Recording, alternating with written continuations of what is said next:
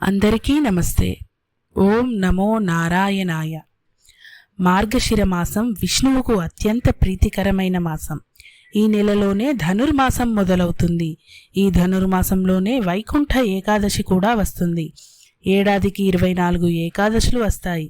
అయినప్పటికీ మిగతా ఏకాదశులన్నింటితో పోలిస్తే సూర్యుడు ఉత్తరాయణానికి మారే ముందు వచ్చే ఈ ధనుర్మాస ఏకాదశికి అత్యంత ప్రాధాన్యం ఉంది. ఈ ఏకాదశిని వైకుంఠ ఏకాదశి అని లేదా ముక్కోటి ఏకాదశి అని మనం పిలుస్తాం. ఈ రోజున శ్రీ మహావిష్ణువు తన వాహనం పైన 3 కోట్ల దేవతలందరితో సహా కలిసి భూలోకానికి వస్తాడు. అంతేకాకుండా ఈ ఒక్క ఏకాదశి 3 కోట్ల ఏకాదశులతో సమానమైన పవిత్రతను సంతరించుకున్న కారణంగా దీన్ని ముక్కోటి ఏకాదశి అని కూడా పిలుస్తాం. ఈ రోజున ప్రత్యేకించి వైష్ణవ ఆలయాల్లో మాత్రమే వైకుంఠాన్ని తలపించేలా ఉత్తర ద్వారాన్ని తెరుస్తారు. భక్తులు ఉదయాన్నే ఈ ద్వారం గుండా లోపలికి వెళ్ళి స్వామివారిని దర్శించుకుంటారు.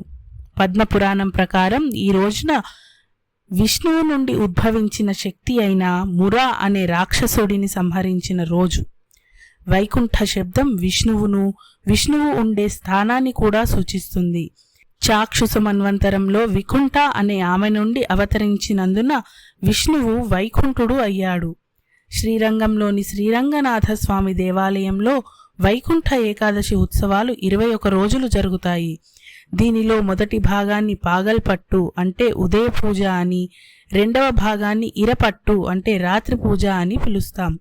విష్ణువు అవతారమైన రంగనాథ స్వామికి ఈరోజు వజ్రాలతో చేసిన వస్త్రాల్ని అలంకరించి 1000 స్తంభాల ప్రాంగణంలోనికి వైకుంఠ ద్వారం గుండా తీసుకుని వచ్చి అక్కడి భక్తులకు దర్శనమిస్తారు.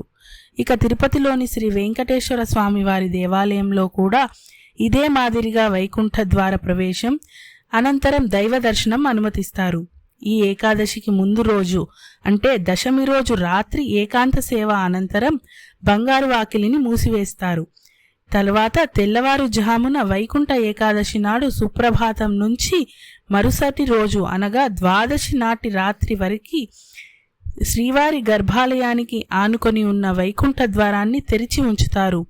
ఈ 2 రోజులు భక్తులు శ్రీవారి దర్శనం తర్వాత ముక్కోటి ప్రదక్షిణ మార్గంలో వెళ్తారు. ఈ రోజున ఉపవాసం ఉండడం, విష్ణు సహస్రనామాలను పఠించడం చేయాలి.